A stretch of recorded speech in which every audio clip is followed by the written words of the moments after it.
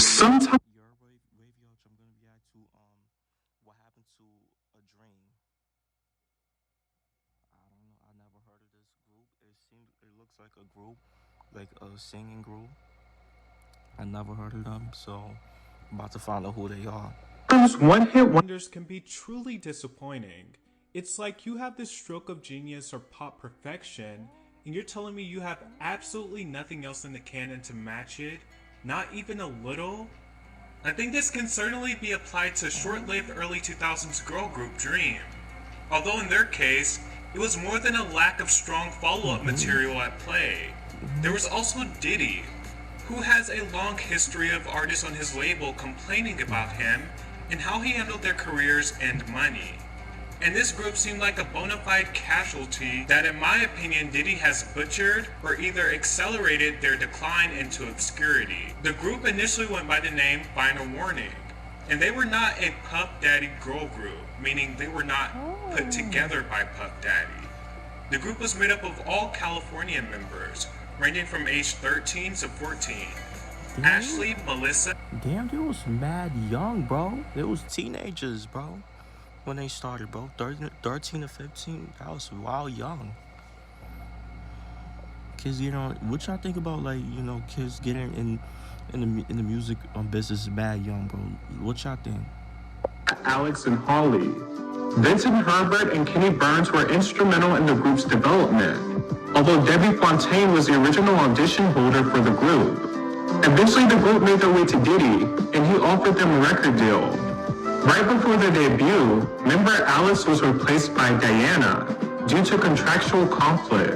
And in 2000, the group would make their debut with He Loves You Not, built around the classic game and sang He Loves Me Not. The song was allegedly originally intended for Britney Spears in her sophomore album, Oops, I Did It Again. And it was probably a bit too brash for Britney at that point in time, and it landed with Dream. The song was so perfectly engineered for its time period in the teen pop wave that I truly believe it would have been a hit no matter who sung it. And Dream being a completely unknown act and scoring very high with the song adds validity to my point of view. Sonically, the song is veered towards Christina Aguilera's Genie in a Bottle, and it's likely because the song actually shares a writer with Genie in a Bottle. Lyrically, the song is a melodic exercise of teenage cattiness, with the narrators bragging about a guy wanting and loving them instead of the girl they assume is out to steal their man. Flawed or not, it's a message that most teenagers could find themselves connecting with. So much so that the song would peak at the number 2 position on the Billboard Hot 100. The music video is so Y2K, it was in popular rotation on TRL. Dream had goals of being the female version of NSYNC and got to open for them on tour. They had a ton of momentum. Following the success of their debut single, their debut album Was All a Dream dropped in early 2001, the title referencing Notorious B.I.G. The album became a platinum success, selling over 1 million copies. For their second and final single from their debut album titled This Is Me, they had the same exact team as He Loves You Not take on production and writing duties. The song was successful on TRL, but was not as impactful as their debut hit, barely making it into the top 40, landing at number 39. They quickly began to work on their second album, but unexpectedly, member Melissa Schumann decided to leave the group. She didn't have many parts in songs. She was replaced by a girl named Casey Sheridan. Their return single, Crazy, would be something drastically different from their teeny bopper days, going in a much more adult and R&B driven direction. The group was not a fan of the song or the new direction. They didn't feel it was natural, and there was a huge push for them to be sexualized. This change was ultimately pushed by Diddy, according to the girls. The song was a failure. Their album experienced various delays, and eventually they were dropped from the label. Their second album, titled Reality, was shelved. It did not receive a worldwide release. There were disagreements with Diddy on which direction the girls should take, and there was also intergroup friction, according to the members. The group eventually disbanded, all going in completely different directions, ranging from acting to singing to keeping a low profile. In 2008, Melissa, Ashley, and Diana set out to create a new group, naming themselves Lady Phoenix.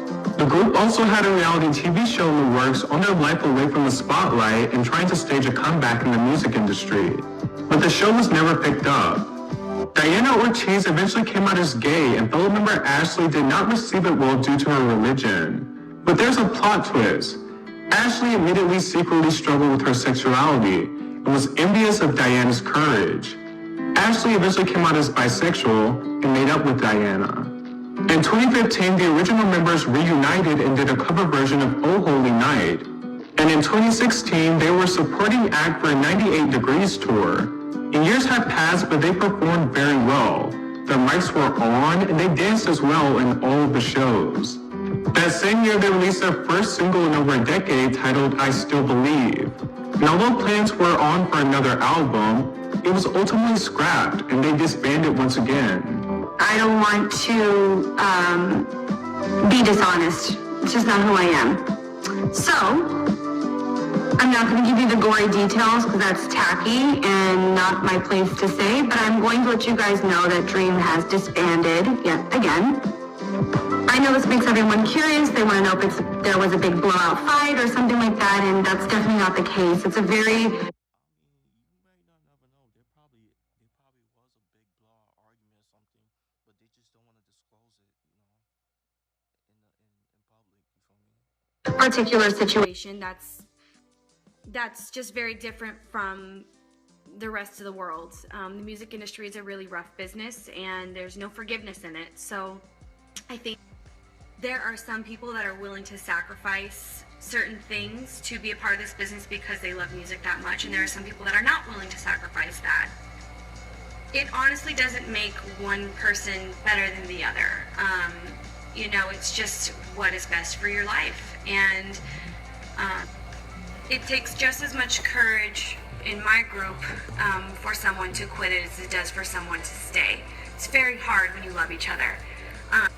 That being said, I just wanted to let everybody know that the girls and I love singing together. We love making music together, but unfortunately this business just isn't for everybody. The group never seemed to find their footing again after their debut, largely due to label troubles as well as some infighting.